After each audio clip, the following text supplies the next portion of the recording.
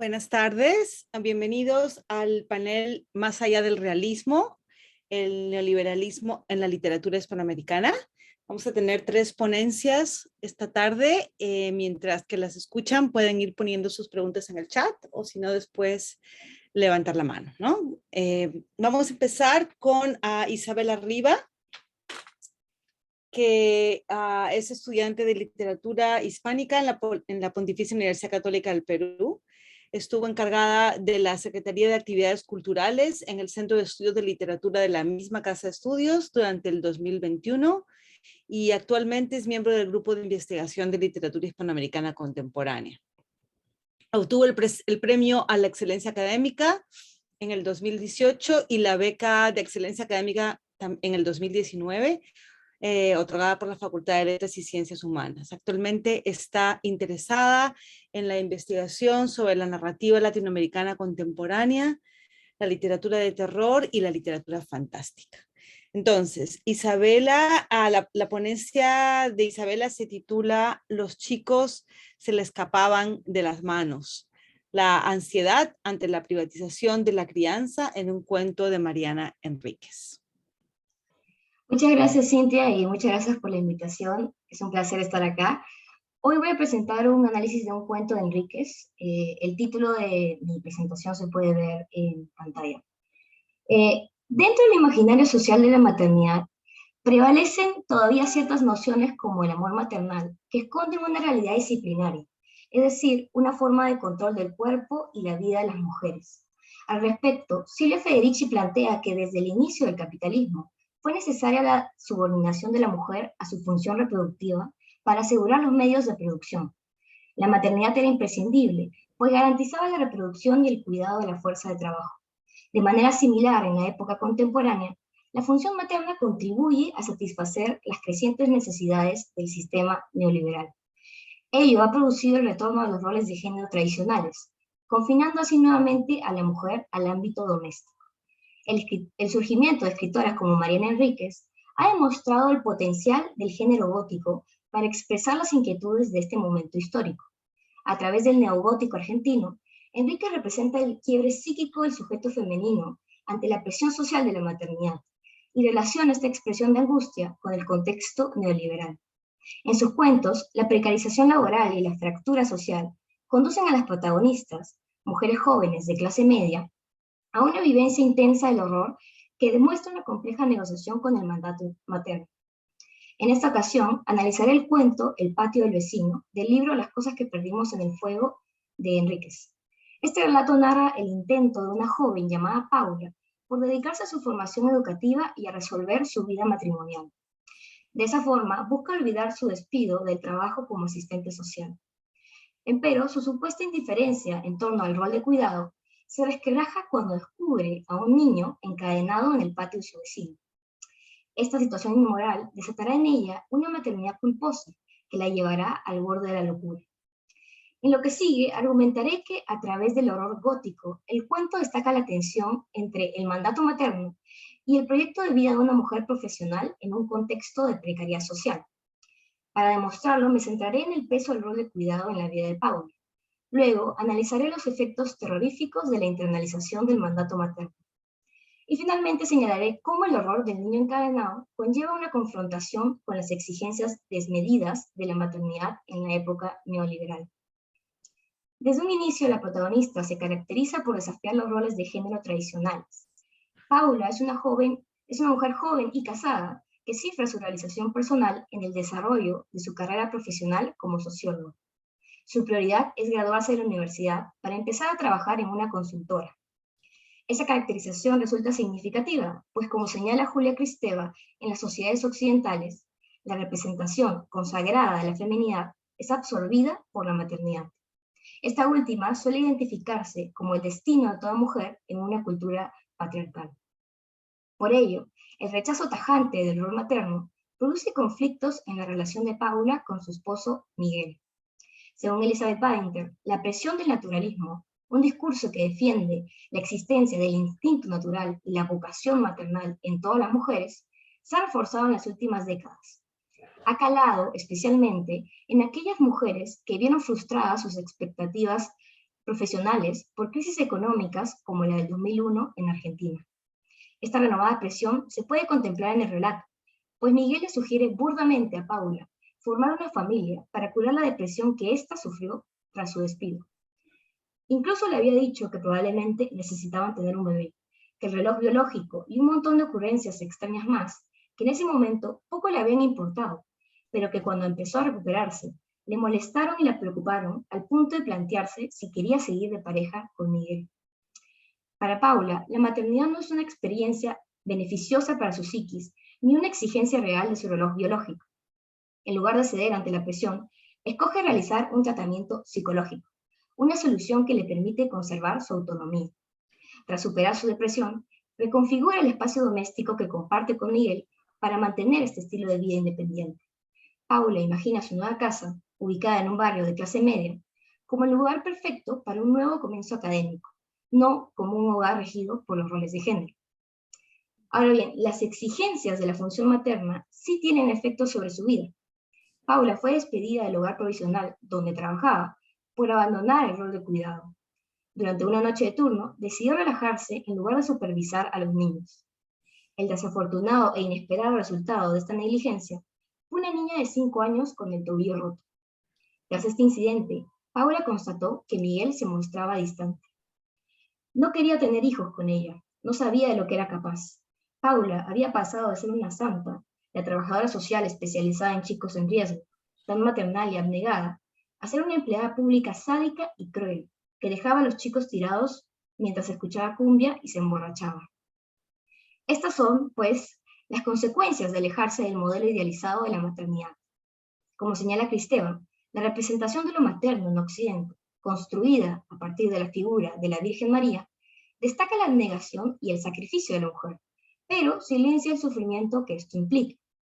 Debido a los extenuantes turnos de 12 horas en el trabajo, Paula no pudo soportar el rol de madre abnegada y se dio ante la posibilidad de relajarse. Esas razones, claro está, no evitaron que sea vista como una mujer sádica, prácticamente demonizada. Pero su fracaso como asistente social introduce una dimensión de clase en el cuento. Paula, aún afligida, reconoce que el sufrimiento de los niños indigentes era mayor que su propio estrés laboral. Y la nena que había perdido a su madre en la calle, y el chico mudo al que habían encontrado escondido en un vagón de tren, ¿qué? ¿Ellos la pasaban bien? Este doble cargo de conciencia, de clase y de género desató su depresión. A pesar de declarar que ahora está feliz de haber dejado su trabajo explotador, Paula considera, según sus palabras, que se merecía el desprecio por no haber cumplido el rol maternal. David Harvey plantea que la neoliberalización ha producido una pérdida drástica de derechos para las mujeres, socavando su liberación de estructuras patriarcales. Bajo las leyes del mercado, las mujeres frecuentemente son trabajadores desechables, es decir, mano de obra que asume labores extenuantes sin seguridades sociales o económicas. Las faenas agotadoras de Paula la confrontan con las exigencias desmedidas de esta explotación. Como señala Lina Meruane, escritora contemporánea de Enríquez, este sistema le ha endosado, sobre todo a la mujer, la responsabilidad por todo lo que el Estado ya no le ofrece a su ciudadanía. Ante la falta de políticas sociales, Paula debió asumir, sin respaldo alguno, la responsabilidad monumental de cuidar a los más vulnerables de esta sociedad. Enfrentada a esta realidad neoliberal, según Catalina Fortes, Paula falló como madre social. En efecto, Enríquez representa una ciudad que, post-crisis económica, se caracteriza por el abandono del Estado. Las impactantes descripciones de la zona sur evocan la imagen de una urbe decadente, marcada por la violencia, la criminalidad y la desigualdad social. Ahí, los niños indigentes se drogan, se prostituyen y roban. Frente a ello, el intento de Paula de olvidarse de su despido y recluirse en su nueva casa, ubicada en un barrio céntrico, expresa una forma de temor territorial, una ansiedad de la clase media ante la cercanía física de la pobreza, que según Silvia Vega Yona, se difunde en las ciudades contemporáneas. El ambiente de terror en la nueva casa evoca esta realidad urbana decadente e intensifica la sensación de culpa de Paula. Enríquez emplea convenciones del gótico como el exceso y la transgresión para transmitir este temor. Una serie de eventos siniestros que aluden a su pasado como asistente social tornan la atmósfera apacible de la casa en un ambiente terrorífico, donde se desdibujan los límites entre realidad e ilusión. El primer incidente evoca los conflictos conyugales tras su despido. Luego de escuchar golpes violentos en la puerta de entrada, Paula despierta a Miguel, pero este ignora sus exclamaciones y la trata como una loca deprimida. Un segundo incidente relaciona este terror con la figura de los niños indigentes. Paula despierta a medianoche y cree ver la silueta de un niño duende sentado al pie de su cama, contemplando. Toda explicación tranquilizadora queda descartada cuando, días después, ve a un niño encadenado en el patio de su vecino. Este posible maltrato infantil, tan cercano a ella, le recuerda su negligencia pasada y acentúa su remordimiento. Todo ello desencadena un deseo culposo de responsabilizarse de la salvación del niño. Hay aquí una especie de fantasía maternal. Paula desea rescatarlo con ayuda de Miguel, pues cree que podrá arreglar su relación si le demuestra a su esposo que puede asumir el rol de cuidado. Según Cecilia Esparza, los cuentos de Enríquez iluminan aspectos ominosos de la subjetividad femenina, en el sentido freudiano del término. Para sus personajes, lo familiar se torna siniestro. Lo que permanecía oculto sale a la luz. El horror del niño encadenado resquebraja la supuesta indiferencia de esta mujer y deshace su intención de no volverse a ocupar de los niños indigentes, revelando así una internalización del mandato materno. Ahora, a pesar del abandono de Miguel, Paula decide infiltrarse sola en la casa del vecino. Para Fred Botting, la transgresión gótica activa un sentido de lo desconocido y proyecta un poder incontrolable y arrollador que amenaza a los protagonistas con la pérdida de la sanidad, la propiedad o la reputación social. El ambiente perturbador de la casa del vecino escenifica esta transgresión y desata sus efectos de alteración psicológica sobre Paula. Si bien no encuentra al niño, en la oscuridad se le revela un horror inimaginable que le demuestra que las apariencias engañan. En la cocina encuentra carne podrida que la confronta con la descomposición de una forma brutal. En el dormitorio ve paredes llenas de frases incoherentes que la amenazan con la desintegración del sentido. Esta expresión del miedo se relaciona con la aporofobia de la clase media argentina, el rechazo y temor hacia el pobre que anula toda compasión. La casa del vecino resulta terrorífica tanto por la degeneración de su habitante como por la decadencia del ambiente. A Paula le dio mucho miedo. Todos los papeles eran boletas de luz, de gas, de teléfono, todas sin pagar y ordenadas cronológicamente. Nadie se había dado cuenta de eso. Nadie sabía que había un hombre viviendo en esas condiciones en un barrio de clase media. Así, el mandato materno implica el contacto angustiante con lo marginal, una realidad que no se puede evadir en el contexto neoliberal. Estos sucesos inquietantes convierten pronto al rescate maternal idealizado en una experiencia espantosa que lleva a Paula al borde de la locura. En los libros de anatomía de su vecino, una serie de dibujos perturbadores le revela el horror de la maternidad.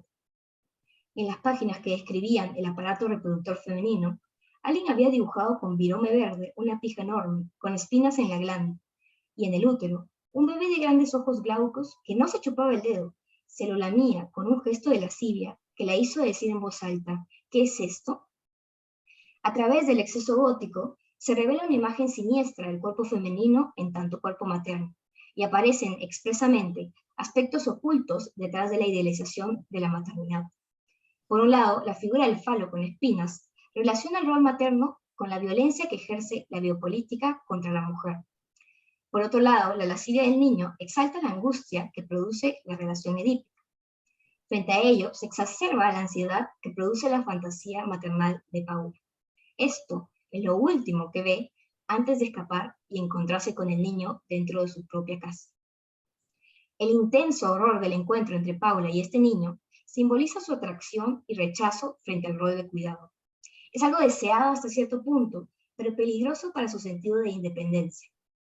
El peligro se vislumbra en la apariencia física del niño, pues este último se desvía drásticamente de la criatura indefensa que ella había imaginado. El chico tenía los ojos glaucos atravesados de capilares rojos y los párpados grises y grasientos, como sardinas.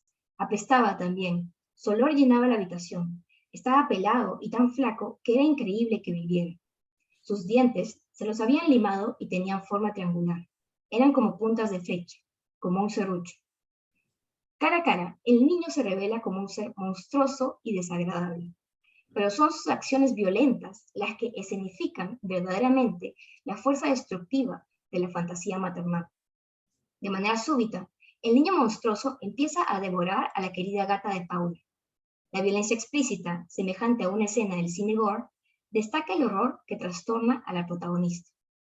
El chico se llevó a la gata a la boca con un movimiento velocísimo y le clavó los serruchos en la panza.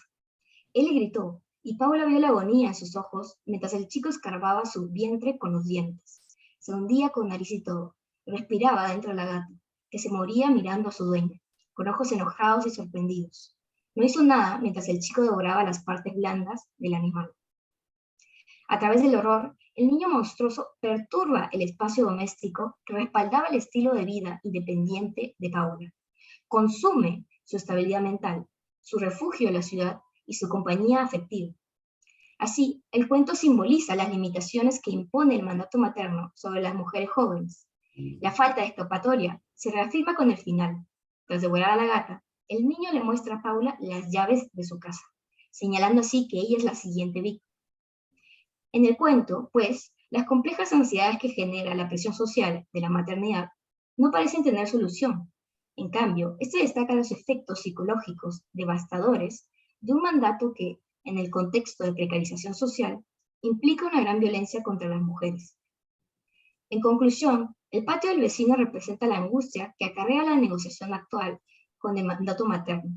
A pesar de rechazarlo, el rol de cuidado pesa sobre Paula, señalando así la centralidad de la función materna en el sostenimiento del sistema neoliberal. Es tanta la culpa de género y de clase de Paula que desencadena una maternidad culposa que pone en riesgo su cordura. Esta decisión de rescatar al niño del patio del vecino revela los efectos terroríficos de su internalización del mandato. El horror del encuentro con el niño monstruoso posiciona a la maternidad como la fuente de una angustia extrema que implica un contacto con lo marginal, una realidad que sobrepasa sus capacidades individuales y conlleva un peligro para su independencia. Así, el cuento termina afirmando cómo en el contexto neoliberal, marcado por la falta de respaldos sociales, las duras imposiciones del mandato materno no pueden conciliarse con la realización personal de una mujer profesional. Gracias. Muchas gracias, Isabela. Pasamos entonces ahora a Cecilia Esparza Arana. Cecilia Esparza Arana es doctora en literatura por New York University, es profesora principal del Departamento de Humanidades de la Universidad Católica del Perú y tiene a su cargo cursos sobre narrativa hispanoamericana contemporánea. Su investigación se centra en la escritura autobiográfica, las representaciones de género en la literatura y el estudio de la narrativa hispanoamericana del siglo XXI. Es autora de El Perú en la memoria, Sujeto y Nación en la escritura autobiográfica del 2006, ensayos sobre la obra de José María Arguedas, Vargas Llosa y Ribeiro, entre otros autores, y también es coeditora de Arguedas, La dinámica de los encuentros culturales, del 2013. Editó también, junto con Fanny Muñoz, La mujer es aún lo otro, actualidad y política en el pensamiento de Simone de Beauvoir, del 2015, y trayectorias de los estudios de género, balances, retos y propuestas tras 25 años en la Universidad Católica, del 2019. Entonces, la ponencia de Cecilia se titula Sumarse a la marcha, la protesta en 2 novelas de Diamela El Tit. Muchas gracias, Cintia, por la presentación. Voy a compartir pantalla.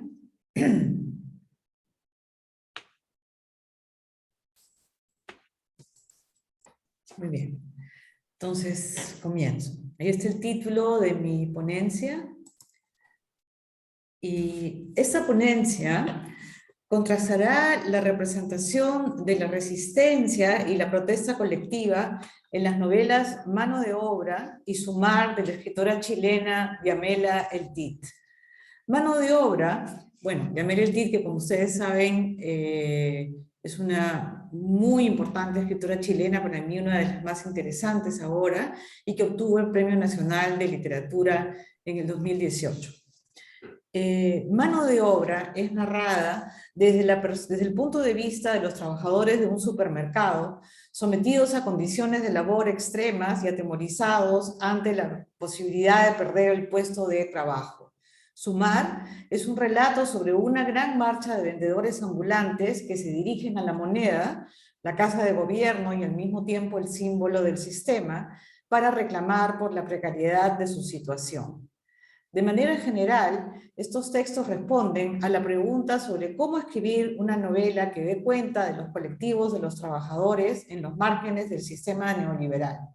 De manera específica, las preguntas que esas novelas formulan son las siguientes. ¿Qué reclamar? ¿Ante quién reclamar? ¿Cómo hacer visible en la ficción la resistencia de las masas marginales? En fin, ¿es posible imaginar la protesta colectiva en los tiempos del neoliberalismo? Las respuestas del TIT toman forma en una escritura que va más allá del realismo, como todos sus textos, ¿no? Para situarnos en un ambiente enrarecido y distópico que hace visibles la extrañeza y la alienación del sistema, ¿no? Las características que hemos estado repitiendo en estos 3 días, ¿no? La reducción a lo económico de todas las formas de existir, hacia la despolitización de los colectivos, la eliminación de las políticas sociales, la abstracción del capitalismo contemporáneo que diluye la posibilidad de identificar las causas de la opresión y enfrentarlas, y el avance de las tecnologías de información y control al servicio del mercado. En la novela del 2002, el TIT toma el término de la economía, mano de obra, que está definido como el factor en el proceso de producción, que se entiende como un costo, ¿no? En este proceso, para nombrar al colectivo de trabajadores de una cadena de supermercados que labora en condiciones precarias e injustas. Vigilados constantemente por cámaras ocultas, agobiados por largas jornadas y labores mecánicas, obligados a someterse a los clientes, amenazados por el despido inminente, agotados mental y físicamente, los trabajadores reproducen en sus relaciones la competencia y rivalidad que el sistema impone, una rivalidad que para Deleuze, ¿no es cierto?, está presentado en las sociedades de control como una forma saludable de motivación para el individuo, ¿no? Y más bien lo que el TIT nos va a mostrar es lo insalubre, ¿no es cierto?, de esta situación, ¿no?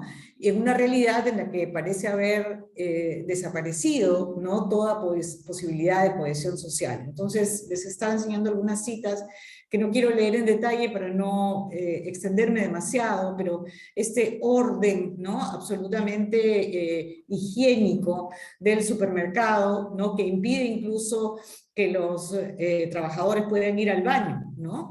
Y algo que salió ayer en la mesa sobre mujeres y trabajo y que fue muy interesante, es que el TIT insiste tanto en mano de obra como en Sumar en la enfermedad, ¿no?, que se manifiesta en el cuerpo de estos trabajadores, ¿no? Una enfermedad, dice esta cita, que no está tipificada todavía en los anales médicos y que sin duda, ¿no?, las novelas presentan como consecuencia de la economía política, ¿no es cierto?, del sistema de trabajo al que están sometidos estos obreros. Muy bien, sus días transcurren entre el ambiente aséptico y tenso del supermercado y la casa donde habitan hacinados en un remedio grotesco de familia, donde, bajo la apariencia de solidaridad, se revelan el odio y la rivalidad que marcan las relaciones entre los individuos. Isabel, la guapa promotora de productos abusada sexualmente por los supervisores, que ha perdido el entusiasmo y se deteriora a vista de los demás. Pedro, el guachimán que se alcoholiza y se droga. Sonia, la encargada de trocear pollos que se mutila el dedo y pierde el control. Enrique, el líder que los traiciona y causa el despido de los que aún conservaban el empleo, se enfrentan en una lucha en la que la supervivencia depende de destruir a los otros. Bueno, lo que están viendo ahora son portadas de las muchísimas publicaciones de diarios obreros, sobre todo anarquistas, que circularon en las primeras décadas del siglo XX, y a los que la novela va a hacer referencia, ahora explico cómo, y también una portada de Puro Chile, ¿no? El diario clausurado por Pinochet, y que, como saben, era cercano a Unidad Popular. Entonces, sin embargo, en esta situación, en la novela, el pasado del sindicalismo chileno es evocado por los subtítulos. El despertar de los trabajadores, Iquique 1911, que es el subtítulo de la primera parte, Puro Chile, Santiago 1970, el de la segunda parte, ¿no? Y una serie de subtítulos como El proletario, Autonomía y Solidaridad, Acción Directa, El obrero gráfico, etcétera, que corresponden a nombres de periódicos obreros de las primeras décadas del siglo XX, una época en la que las asociaciones gremiales tenían un enorme poder político para movilizar la protesta y reclamar activamente por los derechos de los trabajadores. Y les decía que la segunda parte lleva por título Puro Chile, ¿no? El nombre del último diario obrero cercano a Unidad Popular, clausurado en 1973 por la dictadura de Pinochet, régimen, pues, como explicó Juan Carlos hace un momento, y lo explica también David Harvey, impuso el primer experimento de formación de un Estado neoliberal que reprimió de manera violenta los movimientos sociales y desmanteló todas las formas de organización popular, ¿no? El mercado de trabajo, a su vez, fue liberado, entre comillas, de las restricciones institucionales y del poder de los sindicatos. En el presente postdictatorial de la novela, la protesta es imposible. Si en la novela social el héroe era el obrero o el colectivo que protesta por sus derechos, en mano de obra, los pocos trabajadores que intentan formar un sindicato son vistos como los peores enemigos. En la novela del trabajo neoliberal, el sindicalista es el traidor. Y aquí hay una cita bastante fuerte de cómo ellos reaccionan ante la noticia de que hay uno que está organizando un sindicato, ¿no? Dice, este saco de huevas quiere que perdamos el trabajo, dijo Enrique. Juliado, envidioso, añadió Gloria, nosotros asentimos. En la sucursal más importante acaban de borrar de las nóminas a un grupo de pendencieros que conspiraban para poner en marcha un sindicato. Muy bien, fin de la cita. Lo peor que puede ocurrir en la novela Mano de Obra es ser lanzado a la calle. La amenaza de los gerentes que repiten a los gritos los trabajadores entre ellos en sus enfrentamientos. En palabras de Michael Denning, bajo el capitalismo, lo único peor que ser explotado es no ser explotado. Lo más temido se cumple. En la última escena de la novela, Enrique, el líder, es ascendido a supervisor a condición de despedir a todos los que comparten la casa. Sin posibilidad de conservar el techo, los trabajadores salen, cito, desolados de la casa hacia lo que se iba a convertir en un nuevo destino para nosotros. Fin de cita. Sin nada que perder, siguen a Gabriel, el nuevo líder que los insta al movimiento. La novela termina con esa arenga que está ahí, ¿no? Al final, ese es el último párrafo. Ya pues, huevones, caminemos, demos vuelta a la página. Los trabajadores están literalmente en la calle, el espacio público de las protestas comunales, pero la novela termina allí, ¿no? Sin ataduras a un espacio de habitación o de trabajo, el grupo de desempleados comienza una existencia nómade.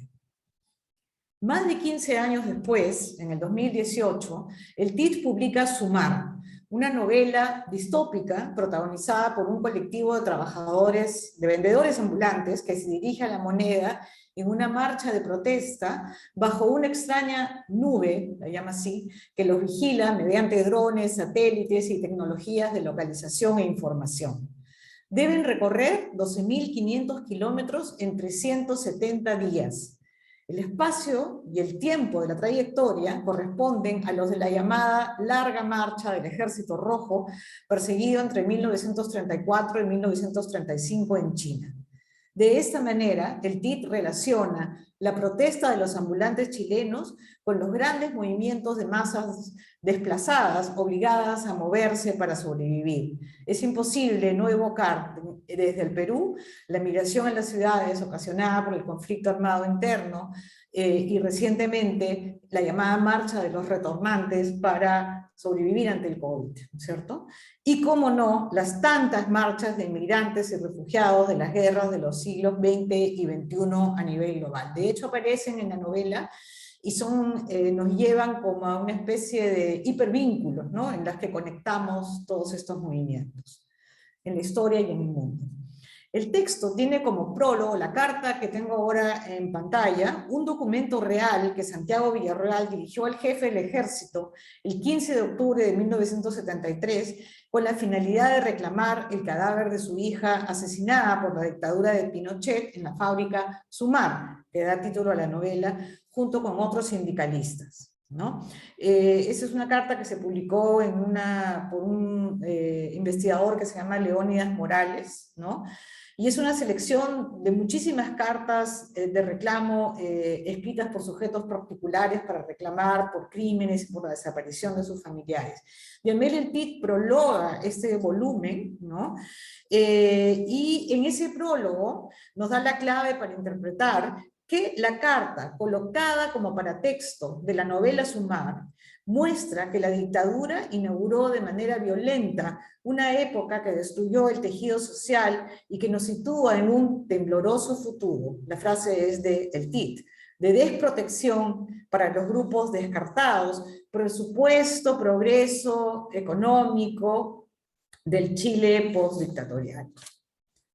Muy bien, la novela está narrada por un personaje que se llama Aurora Rojas, que es una de las participantes en la marcha, y es acompañada además por una doble a la que ella llama la tocaya, ¿no? Las dos sufren terribles malestares físicos y están también exhaustas anímicamente, pero se esfuerzan en no desencadenar ante los demás, estoy citando la novela, ni compasión, ni alarma, ni menos aún signo alguno de rendición.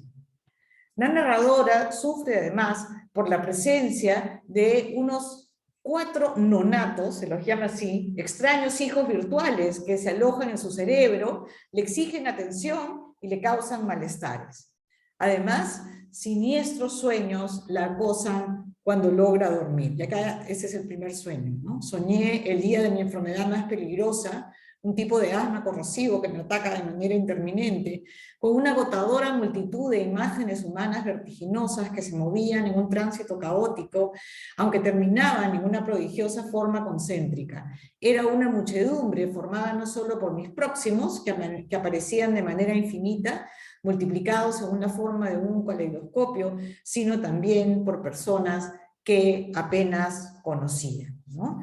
Esta catarata de sueños, la llama así la narradora, no solo imagina el incierto o tembloroso futuro, la frase del Tit que cité hace un momento, aparece también otra imagen recurrente, la moneda en llamas. Esta catástrofe, así es llamada, que trae al presente el comienzo de la dictadura, se asocia con otra igualmente perturbadora.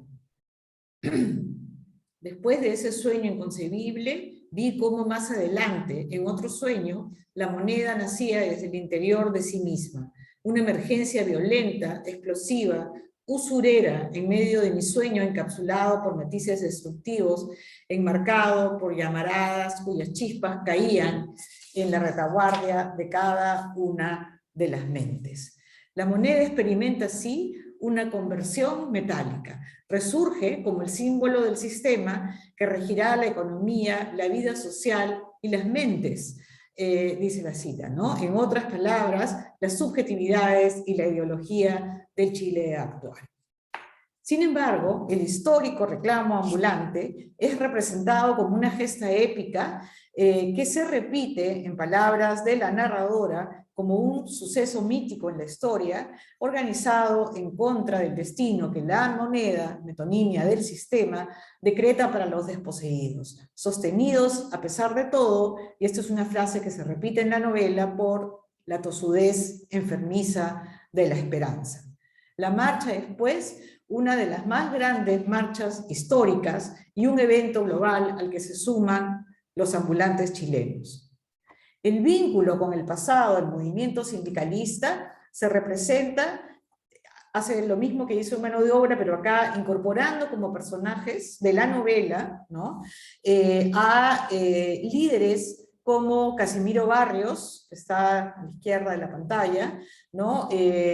Ángela Muñoz Arancibia, de quien no encontré una foto, pero encontré esta foto de el sindicato que ella formó en 1903, ¿no? Y Zenón Torrealba, que es el personaje del medio, dirigentes de las organizaciones obreras y movimientos de protesta en las primeras décadas del siglo XX, que renacen en el siglo XXI como personajes en la ficción de El Tit. Es importante señalar que El Tit no idealiza a estos personajes. La narradora es interpelada constantemente por su doble, que desconfía del líder, de las decisiones de la asamblea de vendedores ambulantes. Los participantes en las marchas se enfrentan, disienten, sospechan entre ellos, buscan infiltrados, ¿no? Pero siguen impulsados por la energía cinética del movimiento. Ahora bien, ¿quiénes son y cómo se definen los ambulantes? Forman parte del gran grupo que Marx llamó el ejército industrial de reserva y que Michael Denning definió en este siglo como vidas sin salario, wageless life, ¿no? Y acá hay una declaración también de quiénes son. Formamos una asamblea de ambulantes integrada por antiguos acróbatas, sombrereros, mueblistas, sastres, recicladores, ebanistas, piratas, labriegos, excedentes, cocineras, mucamas, artesanos, cantantes o expatriados, que ahora solo trabajábamos con un ahínco feroz en las veredas. Las ciencias sociales, la filosofía, la ética, los han llamado, ¿no? Nuda vida, vida desperdiciada, vida descartable, vida precaria, como señala Denning en este artículo sobre wageless, sobre la vida sin salario, ¿no? O sujetos de la necropolítica, que verán su existencia transcurrir en un estado de excepción que se ha convertido en la normalidad del siglo XXI. Una forma de existencia. Sí. Un minutito. ¿Sí? Sí, termino ahorita. Dame dos, por favor.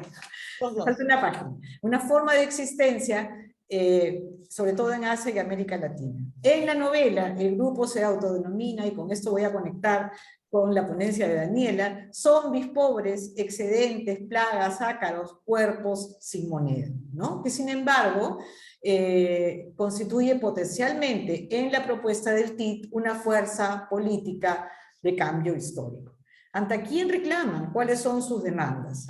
Lo interesante en Sumar es que ya no hay una autoridad concreta a quien dirigirse, como había en la carta del padre que pedía el cadáver de su hijo, o como había en los movimientos sindicales de comienzos del siglo pasado, ¿no?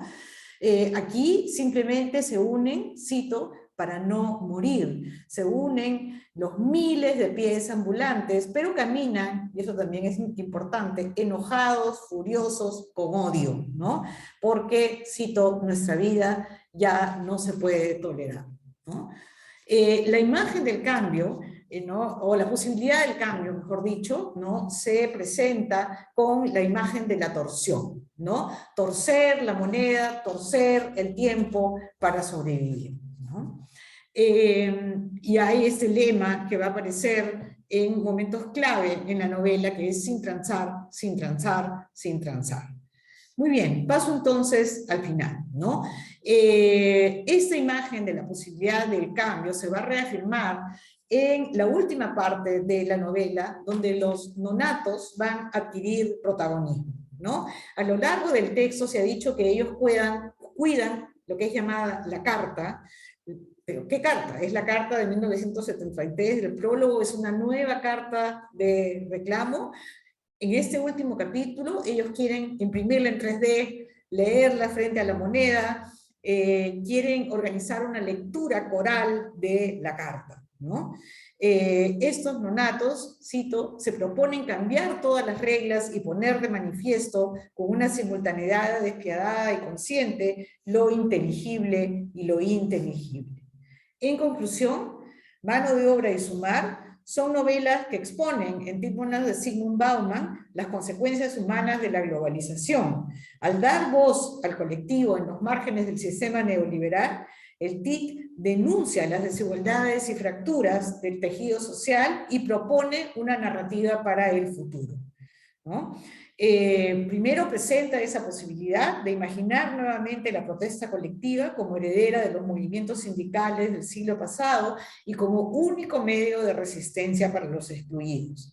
Sí, como explican Jameson y otros pensadores post-marxistas, ante el capitalismo cada vez más abstracto y aparentemente desconectado de la experiencia subjetiva, se vuelve casi imposible relacionar las injusticias de nuestra época con el sistema económico. El valor de estas novelas de El TIC reside, y repito y parafraseo la descripción de las capacidades de los nonatos, de poner de manifiesto de manera despiadada hasta lo ininteligible en una potente crítica al sistema y en la exploración de posibles salidas al neoliberalismo tal como se vive en nuestra región. Gracias. Gracias, Cecilia. La siguiente ponente es Daniela Wurst, que se desempeña como profesora en la Pontificia Universidad Católica del Perú. Se doctoró en Columbia University con una tesis sobre fotografía y literatura en Argentina, Chile y Perú. Y su investigación se centra en la intersección entre política y estética dentro de los discursos de la memoria en América Latina. Le interesa el diálogo entre memoria personal y colectiva, así como las representaciones y narrativas artísticas que nacen de tales encuentros. El campo de los estudios de la memoria le ha propiciado una plataforma interdisciplinaria para llevar a cabo análisis visuales y literarios con diferentes disciplinas. Entonces, la ponencia de Daniela se titula Lo que arrastran los zombies. Neoliberalismo, la crisis del 2001 y vienen bajando. Primera antología argentina del cuento zombie del 2001. Daniela. Gracias, Cintia, y gracias, Alex y Cecilia, por la invitación. Estoy muy contenta de estar acá y compartir esta reflexión que estoy armando sobre los zombies. Bien, entonces quisiera comenzar con esta ponencia con un epígrafe en parte del poema I Hate Zombies Like You Hate Me, de Scott Woods. Leeré la traducción. Si somos sinceros, no amamos al zombie.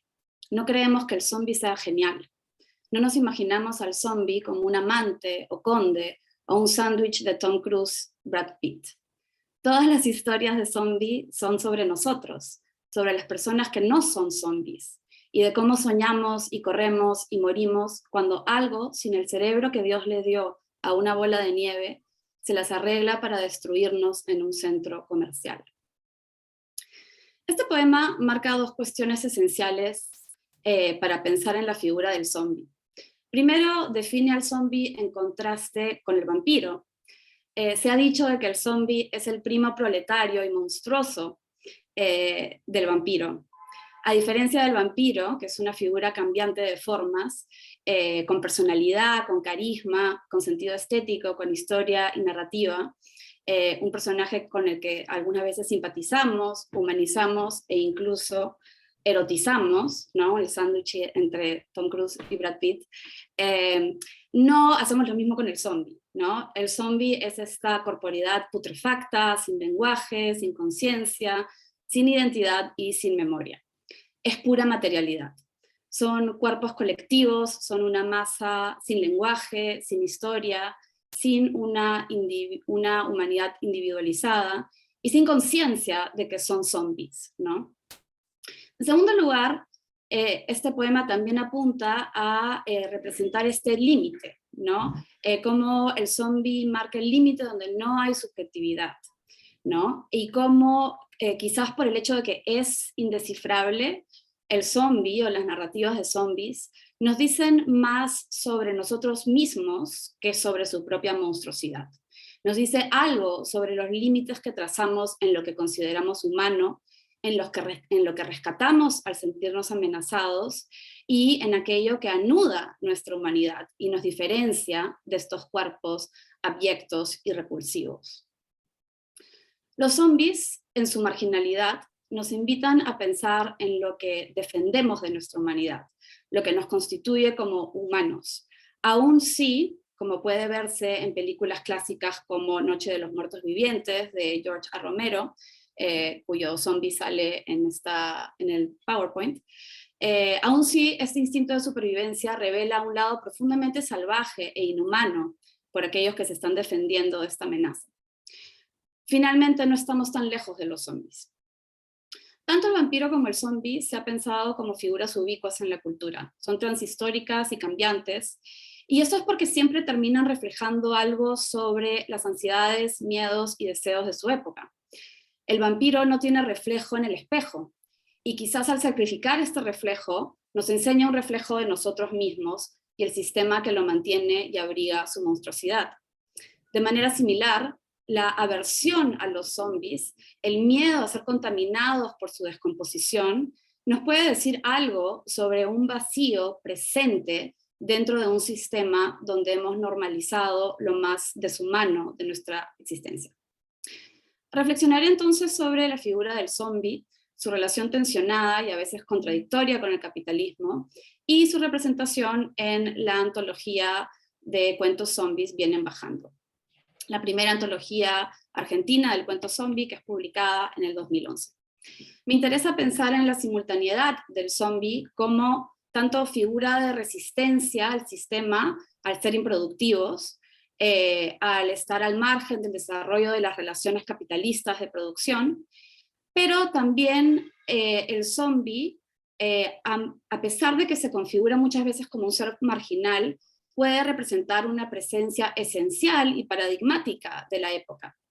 Según Alicia Montes, las narrativas de los zombies son, y cito, la materialización alienante de la crueldad de un sistema que produce seres descartables e inhumanizados. Estos muertos vivientes son la reproducción incesante de lo que ya hay en una sociedad inmunitaria y tanática, un sistema neoliberal cada vez más darwinista, donde los vínculos humanos se vuelven cada vez más precarios y prima una imposibilidad de construir comunidad. A pesar del atractivo de los vampiros, los zombies son más que cualquier otro monstruo verdaderamente humano.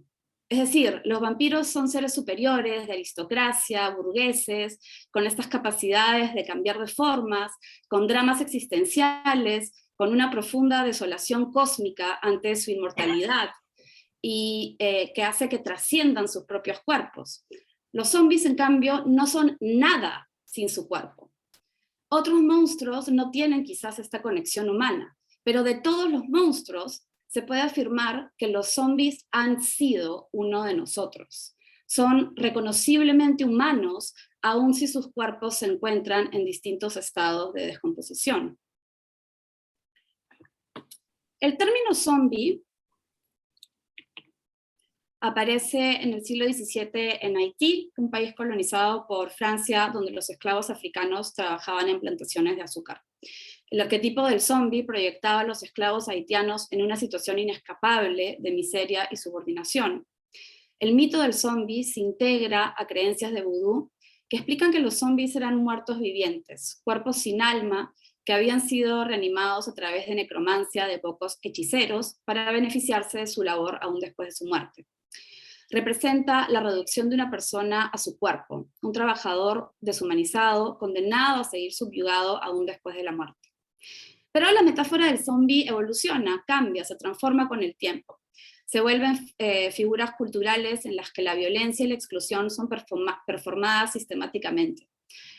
Acá hay dos películas americanas del zombie que siguen un poco este folclore haitiano, pero luego con la película de Romero, Noche de los Muertos Vivientes, se debuta la imagen del zombie en su potencialidad, como una masa colectiva que avanza, una amenaza que avanza caminando lento, pero que quizás pueda llegar a tomarlo todo. El zombie es una figura polivalente, un nudo de indeterminaciones, un significante flotante. Puede representar lo olvidado, lo explotado, puede representar lo deshumanizado o lo reprimido que retorna. También los zombies, en contraste, pueden ser una alegoría sobre la cultura en su enteridad y el ethos dominante de esa cultura. Criaturas acríticas que consumen, subyugadas a un orden represivo, por ejemplo, en la canción de Fela Kuti, Zombies, y que se mantienen anestesiados, ¿no?, mediante la cultura del espectáculo y la dependencia tecnológica, ¿no? Entonces, es quizás la polivalencia de esta figura, esta maleabilidad de la metáfora, lo que hace que se haya dado una eclosión de la figura del zombie en la cultura popular. En su libro American Zombie Gothic, the Rise and Fall and Rise of the Walking Dead in Popular Culture, Kyle Bishop explica que más que un apocalipsis zombie, se trata de un renacimiento zombie. Hay un atractivo en este renacimiento donde lo apocalíptico no se piensa necesariamente como distópico, sino como un escapismo de la realidad, de las frustraciones significantes y las realidades mundanas de la vida real y los imperativos de consumo y productividad neoliberal que nos controlan.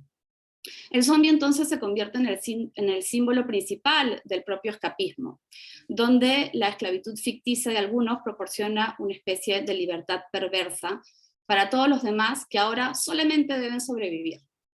Al luchar contra un enemigo que no humanizamos, donde la única prioridad es sobrevivir de manera colectiva y buscando comunidad, se puede dar un escape de la realidad cotidiana a la que estamos sujetos y en la que estamos atrapados.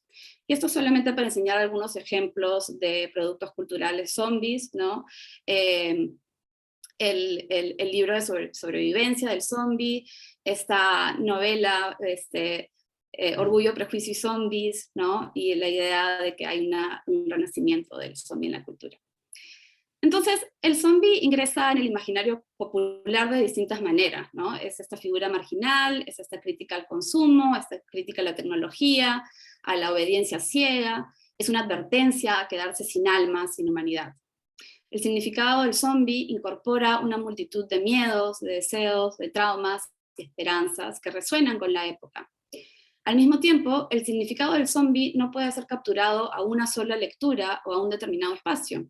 Por eso mismo, pensemos ahora el zombie en el marco latinoamericano, específicamente en la Argentina post-crisis financiera del 2001. Este es un libro de poemas sobre zombies y este es mi poema favorito, que simplemente dice, I love you for your brains, te quiero por tu cerebro. Ok, entonces, vienen bajando,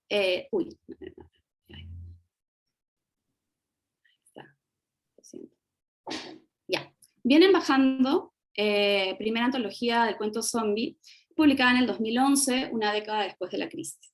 Es un proyecto que parte de ficciones que emergen en las dos primeras décadas del 2000, y el título se refiere a una canción de la banda Él mató a un policía motorizado, que anuncia la llegada de los zombies de una manera siniestramente calmada y armoniosa.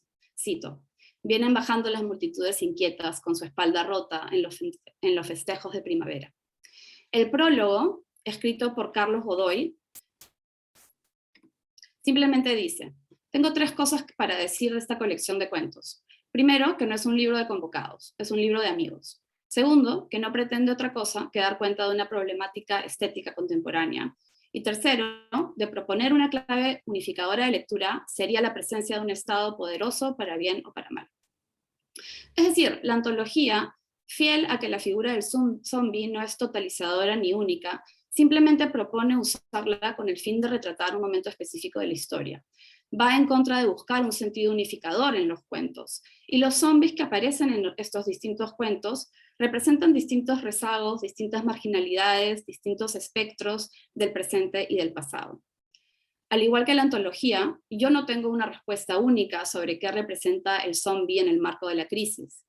Según Montes, tanto el zombies como la crisis funcionan como un nudo de indeterminaciones que se cruzan y confunden metáforas del pasado y del presente. El zombie es aquello que arrastra el trauma de la representación la represión dictatorial de los 70s, es la deshumanización por el gobierno neoliberal de Carlos Menem en los 90s, y es las escenas emblemáticas y apocalípticas del 2001. El presidente huyendo en helicóptero, la imagen hiperbólica de una multitud enfurecida gritando que se vayan todos y atacando los bancos, es la violencia represiva del Estado y la presencia crucial y fantasmática en la literatura argentina de la postdictadura, los desaparecidos.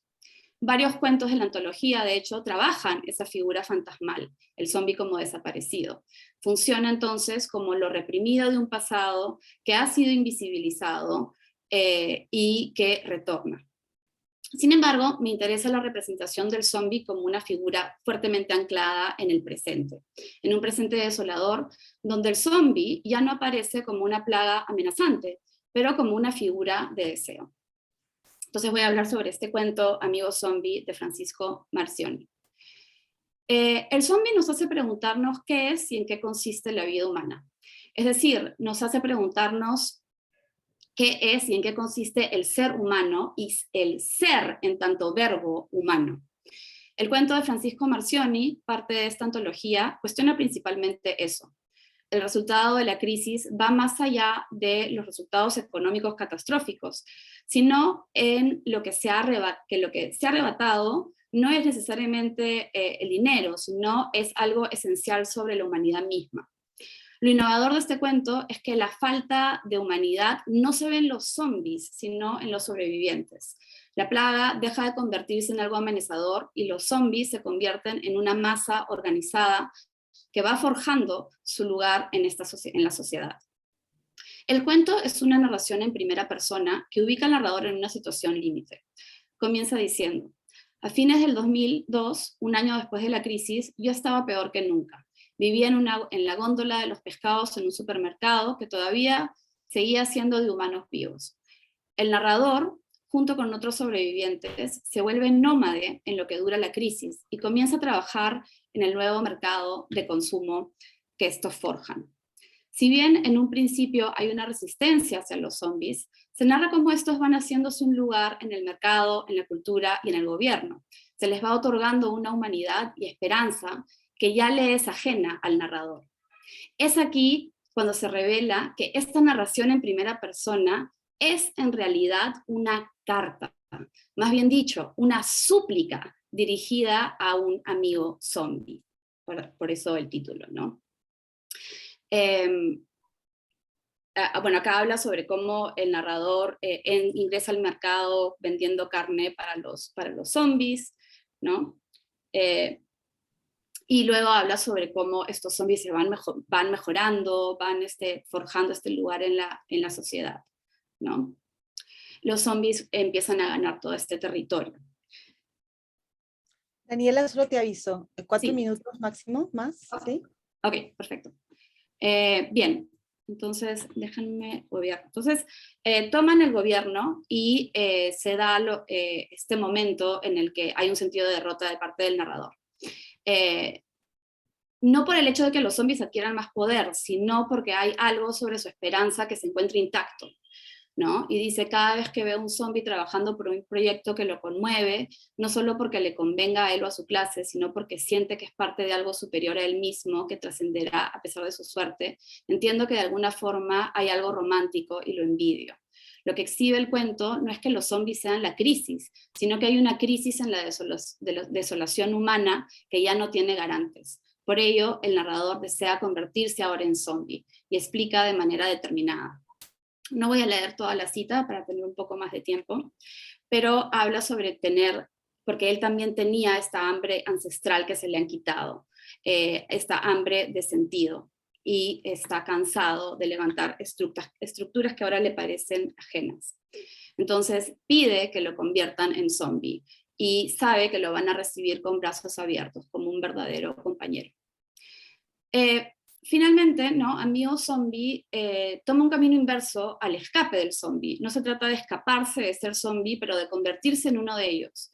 Porque lo que más arrebata la crisis no es el dinero, no es lo material, sino algo de la propia humanidad, la fe en el Estado y la vida en sociedad. el zombie, a pesar de ser un muerto viviente, no ha sido víctima de esta profunda desolación que siente el narrador. El cuento nos hace preguntarnos, ¿qué es lo que constituye el tejido de nuestra humanidad? ¿Cuándo se empieza a considerar a una persona como tal, cuya vida es valiosa y cuya muerte es lamentable? Crucialmente, y ya para terminar, el cuento exhibe lo que Sarah Juliet y Karen Embley explican en el Manifiesto Zombie. Cito, la ironía de que la fascinación en el zombie es en parte una celebración de su inmortalidad y reconocimiento de nosotros mismos como esclavizados a nuestros cuerpos, anclados a las demandas incesantes de la cultura. Por ello, como dije al principio, el zombie, a pesar de ser abyecto, de tener carne descolgante, de ser grotesco y contaminante, finalmente nos lleva a una contemplación sobre nuestra propia humanidad y los límites de esta ante un sistema que arrebata esta humanidad. Recordemos finalmente la línea del poema de Scott Woods. Todas las historias de zombies son sobre nosotros, sobre las personas que no son zombies, y de cómo soñamos y corremos y morimos cuando algo sin el cerebro que Dios le dio a una bola de nieve se las arregla para destruirnos en un centro comercial. Gracias. Muchas gracias, Daniela. Bueno, nos hemos pasado un poquitito de la hora, así que no hay mucho tiempo, bueno, no hay ningún tiempo para preguntas, lamentablemente. Las tres ponencias han sido súper interesantes. Yo estaba acá armando una idea sobre cómo todas las tres ponencias coinciden en llevarnos a algún tipo de enfermedad o de existencia enferma o a una situación de horror, ¿no? Pero bueno, no puedo elaborarlo. Tenemos que cortarlo. Les agradezco mucho a las tres y ahorita vamos a hacer un corte y volvemos con la conversación de Gabriela Wiener con Cecilia Esparza. Gracias a todos por venir y a ustedes por las ponencias.